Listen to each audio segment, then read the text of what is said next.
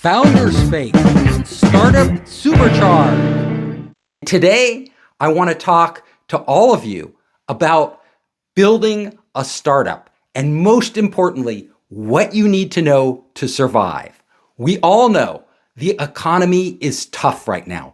It's been harder than ever to launch a company. What do you need to do to actually break through with your ideas, get funding, and grow a business that has a long life ahead of it? The first thing I tell every entrepreneur is don't fear death. Like if you are afraid that your startup will fail, then I can almost guarantee you will never be a unicorn. Because to become a unicorn, you have to take huge risks. If you do not take risks, if you do not push the boundaries, you will never break through. So entrepreneurs in tough economic times tend to pull back. They're afraid of spending too much money. They're afraid of taking risks. They're afraid of trying something out that isn't proven. If you do that, you are ensuring that you will remain a small startup. Maybe you'll grow slowly, but you will never have the rapid hyper growth that you need to break through and really change an industry. The most important thing I tell entrepreneurs to focus on at the beginning is your team. Don't waste time raising money. Don't waste time building a product. Don't waste time figuring out a marketing plan. What you need to spend 85% of your time on at the very beginning is your team members. Who are you going to work with? I will tell you, if you pick good people to work with, people you think are competent and capable, you will never break through. You will never change your industry. You don't want good people. You need great people. If you aren't surrounded by great people, great engineers, great designers, great marketers, you will never be able to build a great product. Good people build good products, and good products go nowhere because nobody wants a good product. We are all going to gravitate towards the very best products. And the way to get there is to start with a great team. That means it may be slower. You may have to spend more time looking for just the right people you should partner with. And if you can't find them, don't start. In fact, I tell people, your idea doesn't matter. Nothing else matters. How much money you have doesn't matter. Where you are in the world doesn't matter. The people matter. If you have the right people, everything else can work out. You can change locations, you can raise capital, you can change your product ideas, you can come up with new ideas, but without those people, you will never go anywhere. Only the best survive. Now, it's tough times. Economy is tough. People are struggling. Startups, especially at the early stage, are having trouble gaining traction and raising capital. Well, you have to understand, if you aren't committed to being the very best, you are crippling yourself. Entrepreneurs come up to me quite often and they say, Captain Hoff, I have a company. Will you invest? And I turn to them and say, are you going to be number one? And a lot of times they'll say, no. We'll probably be number 2 or 3. If they say this, I walk away. I don't invest because seriously, if you are going to succeed in your industry and you tell me you are going to be number 2 or 3, that means you're going to be number 9 or 10. And 9 or 10 is death. Nobody cares about 9 or 10. It's really only the ones who are number 1 and 2 that matter. And 1 is worth exponentially more than number 2. So I am looking for entrepreneurs who tell me I will be number 1. And not only tell me it, they believe it, and they can show me a path to how they're going to get there. They can explain how they are going to dominate their market. If they aren't going to dominate their market, I'm not an investor. I'm a venture capitalist. Venture capitalists want exponential growth. Exponential growth requires you to dominate your competitors, to put them out of business, to take over their business. If that's not your mindset, forget it. How are you different? So it's one thing to say you're the best, but it's another thing to show it. So as an entrepreneur, you have to show venture capitalists what makes you different. Literally, if you are similar to all the other competitors, you will never dominate them. Companies that are similar, they have to compete. And usually the only way they can compete is on price. They have to lower their price. As soon as you lower your price, you are lowering your margins. When you lower your margins, you literally lower your profit. That slows down your growth.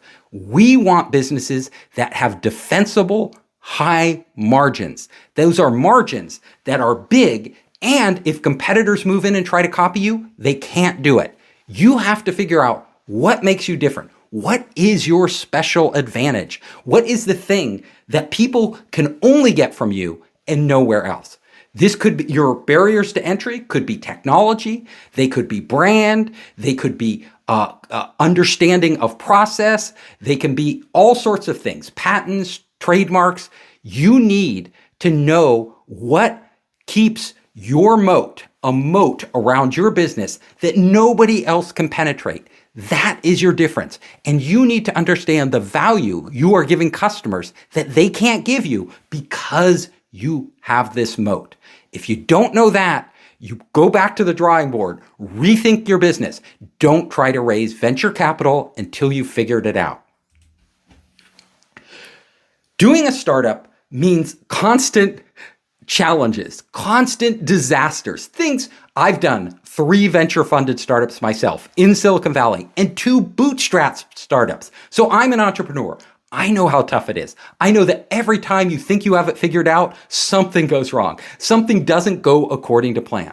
Well, your mindset is really important. If you look at every disaster as a disaster, it's going to kill you. It's going to give you a heart attack. It's going to make being an entrepreneur no fun. The entrepreneurs who succeed not only change their industry, but they also change their brain. They begin to understand that how they look at the world creates the reality they live in. And you need to look at every disaster, everything that goes wrong as a challenge, a new challenge where you can step up and prove yourself, prove that you are worthy to be a CEO, take on this challenge and feel rewarded by conquering it. So challenges, things that go wrong in your business, things that are unexpected, things where you are losing money, those are what makes a great entrepreneur. And if you want to be a great entrepreneur, embrace them because they are going to come no matter what. And embrace them and actually relish the chance to conquer them. Don't count on VCs. A lot of entrepreneurs say, if I only had the money, I would be successful. They've come up to me and they say, if you can give me $1 million, I'll be successful. And I look at what they have, and the reason they aren't successful, the reason no one is giving them money is because they haven't figured it out.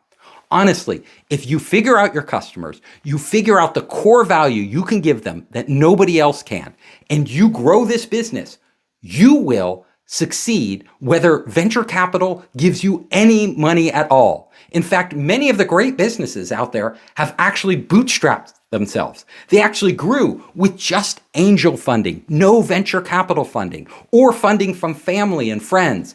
There are businesses that are now multi-billion-dollar businesses, like Salesforce.com, where Mark Benioff, the CEO, literally had to bootstrap it. People didn't believe that cloud computing was the future. They didn't believe in Salesforce's model. He changed the entire industry without the support of VCs. Airbnb, when they were trying to launch their model, most VCs said, no, it's crazy. Nobody's going to invite strangers into your home. They had such a hard time raising money. They had to bootstrap it at the beginning. Don't count on venture capitalists. Focus on your business. Venture capitalists will come running after you when you figure out your business. Don't go running after them. Money is time. Literally, every day you spend is valuable. You have to treat every day as precious. I had an entrepreneur I was working with. He literally came to Founders Space and he said, Captain Hoff, look at my plan. And I looked at his plan and it was genius. It was brilliant. It was this new device. And I said, wow, this guy is great. He's sold a company before. He has a fantastic team. He has a vision of the future. And then I went out and I said, I'm going to introduce you to investors. Like I'm in on this company. I believe in this company. You're part of our startup accelerator. I want you to go 100%. So I began introducing him to investors. But before I did, I looked at his valuation and the valuation was really high. Like he put a premium. He was asking for a very high valuation for his startup at a very early stage. And I said, you got to cut this valuation in half or lower, possibly lower, because you'll never get this valuation in the market today. And he's like, no, I don't believe you. Like, we're worth it. We are worth it. And I said, well, I'll introduce you to some investors and you listen to what they say. I introduced him to several investors. They all said what I said. Company seems great. They want to invest, but the valuation is too high. And you know what he did? He did nothing. He didn't listen. He thought, I have more time. And literally, he wasted a year and a half.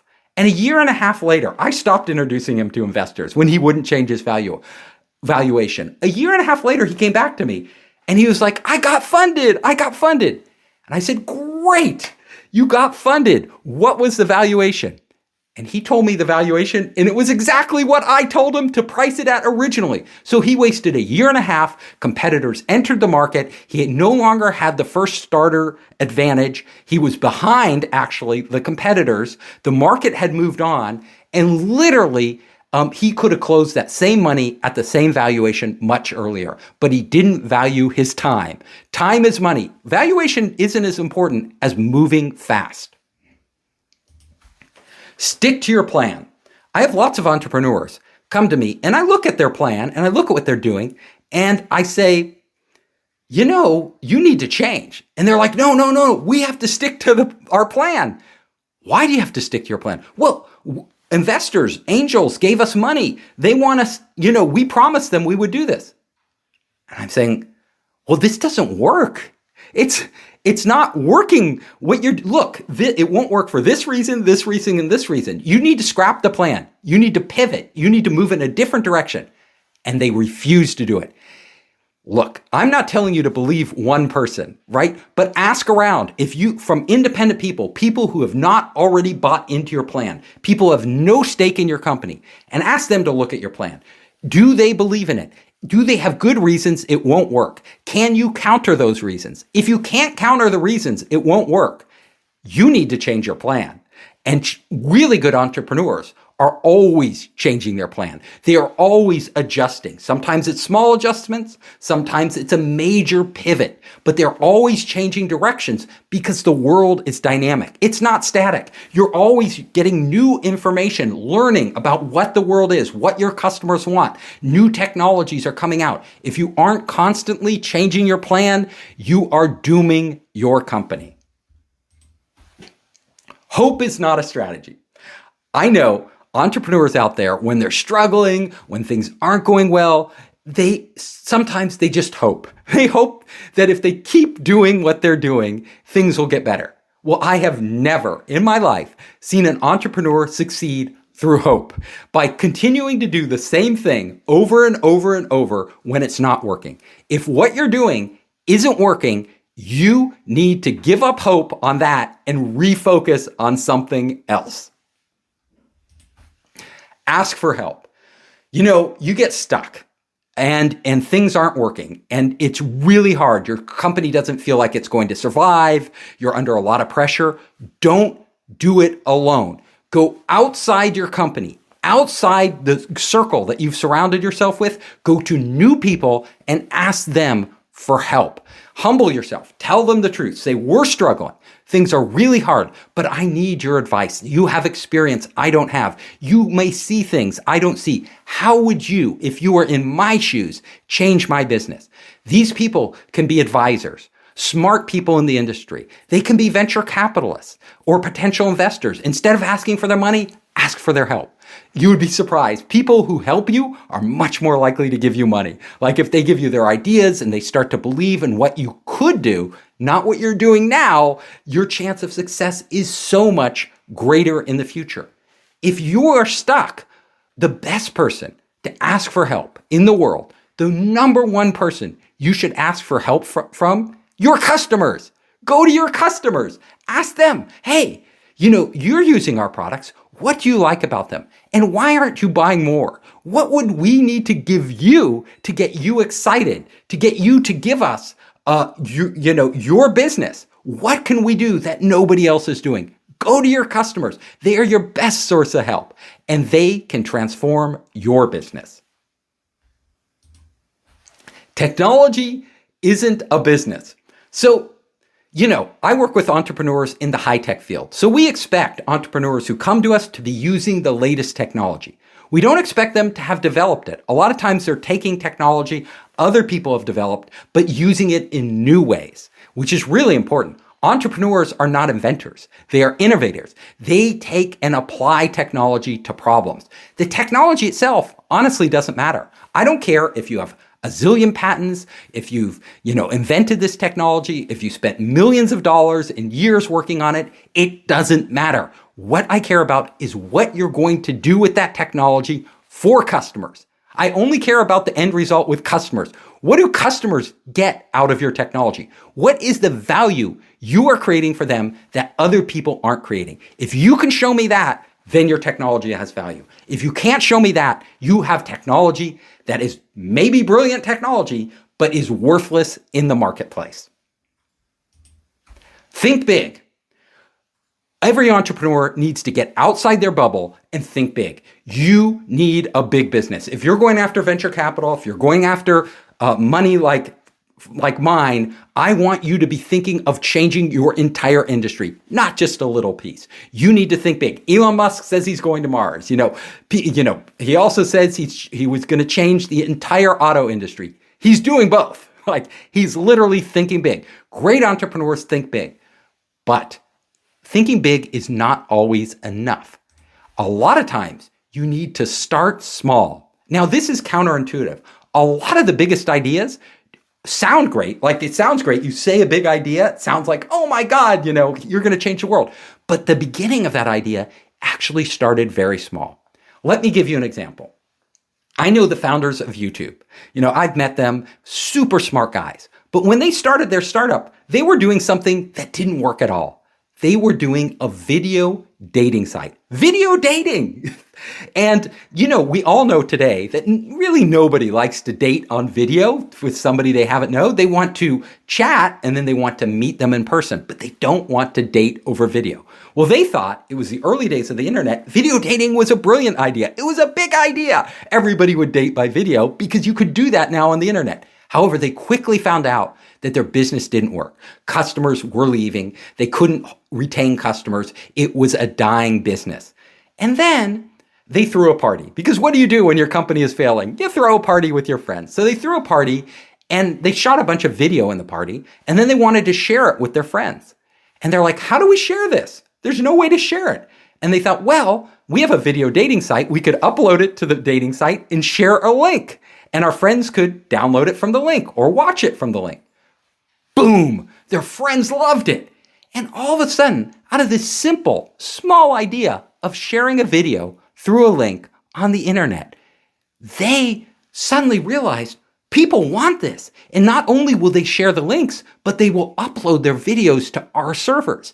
That makes our servers the repository for all these videos. And what happens when people want to watch these videos? They have to come to us. Hence, YouTube was born. They didn't come up with the big idea at first. We're going to create the biggest broadcast video network online in history. They didn't come up with that. They came up with the small idea of sharing a link. And I will tell you, every startup, all these great startups, you hear that they have the big idea, but the big idea started usually, most of the time, with a small idea.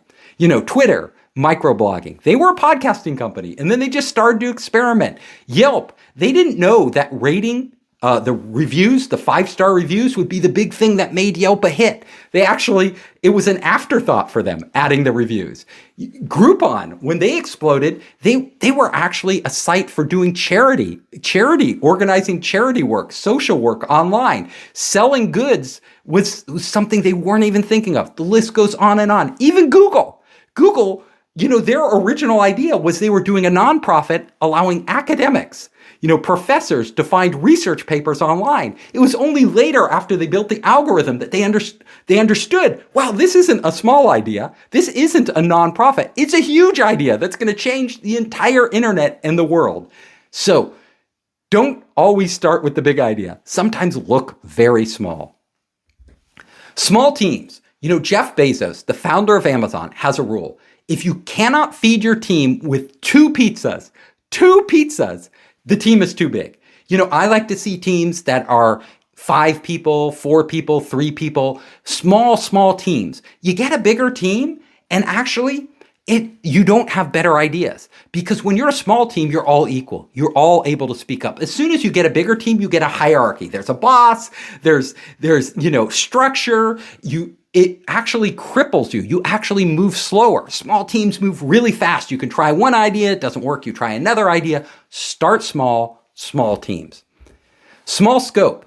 It's very tempting when you think of an idea I want to build it out, and I want to add this feature and this feature and this feature. The more features you add, actually, the slower you move, because it takes a lot of time to add these features, and the less you will be able to actually understand your customer.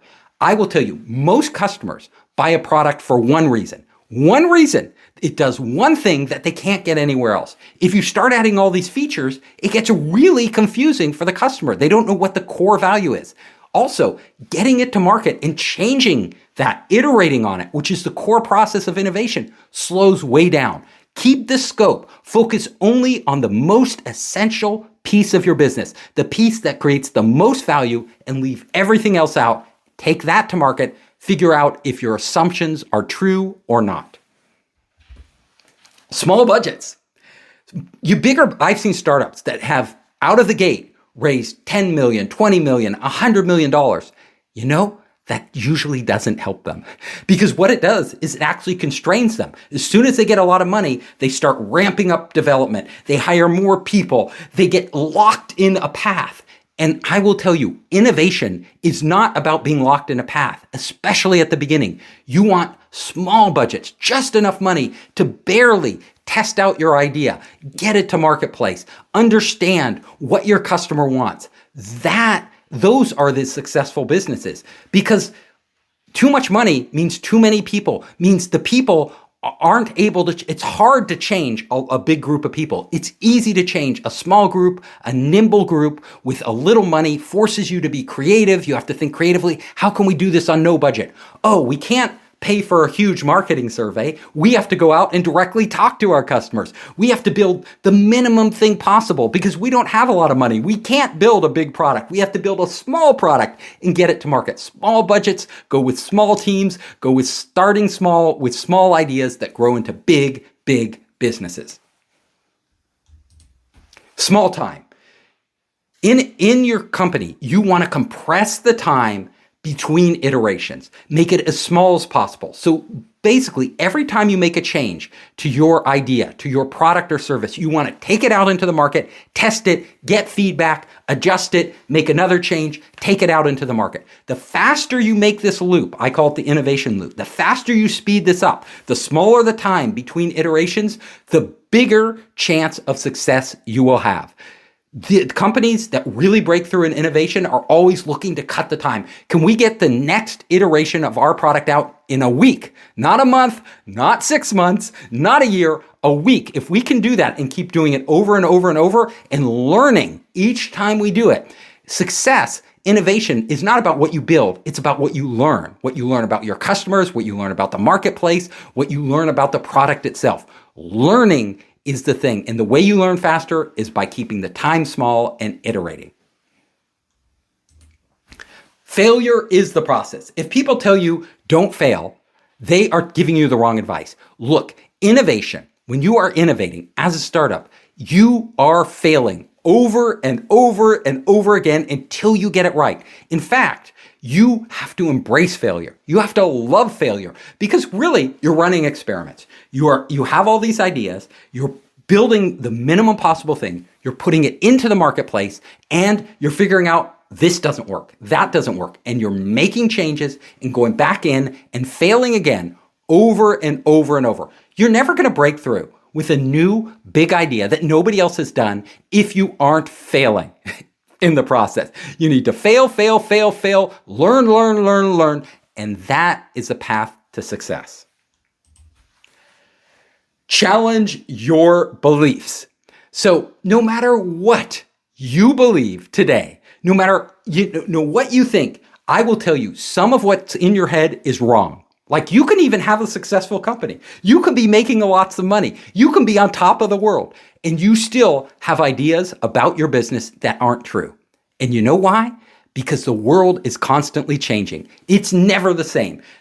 Everything is changing. New technologies are coming out literally every day. New markets are changing. Trends are changing. Consumer behavior is changing. Business needs are changing. All of this is constantly changing. So whatever you believe is by definition outdated. And what you need to do to succeed, to really truly innovate, is to constantly challenge your beliefs. List everything you think is true, and then go out and see if it's really true. Like it probably isn't true. A lot of those things aren't true. And if you find them out before your competitors, that's how you innovate. That's how you stay competitive. That's how you stay ahead. Now, let me wrap this up with one critical question.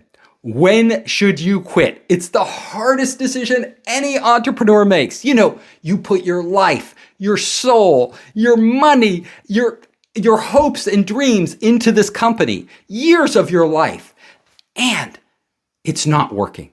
When should you quit? I've had entrepreneurs come up to me after they've, literally spent all their money. They've spent, years on this product. And they ask me, they say, Captain Hoff, should I quit? Should I quit this? Or, I've put everything into this. You know what I tell them? And I say the same thing every time. I don't even need to hear more. You know what I say? Should you quit? Yes, absolutely. Quit today. Quit right now. Whatever you're doing is not working. You need to go a new direction. And usually they don't listen to me, but it is the truth. And you know why it's the truth? Because no entrepreneur wants to quit. If you're an entrepreneur, the last thing you want to do is give up on your business. You believe in this. You've sunk everything into this. The only reason they're coming to me is because they already know it's not working and they are asking permission to move on. Great entrepreneurs quit all the time. In fact, they quit early. They figure out something doesn't work and they quit. They're on to the next thing. They figure out it doesn't work. They quit. They're on to the next thing. They only go where the data leads them, where basically the facts lead them. If the facts of your business are that it's growing slow or it's shrinking or it's not growing at all, and you have tried what you need to try to make that business go, give it up. Great businesses grow like crazy. Bad businesses, you feel like you're Sisyphus pushing a boulder up a hill and it rolls back down. Push it up a hill and it rolls back down. If you push that boulder up and down the hill 50 times, move on, quit what you're doing. Don't give up though. Don't give up. Quit what you're doing and start something new. I'm Captain Hoff, CEO of Founderspace, the leading global startup accelerator. I'm also author of the award-winning books, Make Elephants Fly, Surviving a Startup, and The 5 Forces.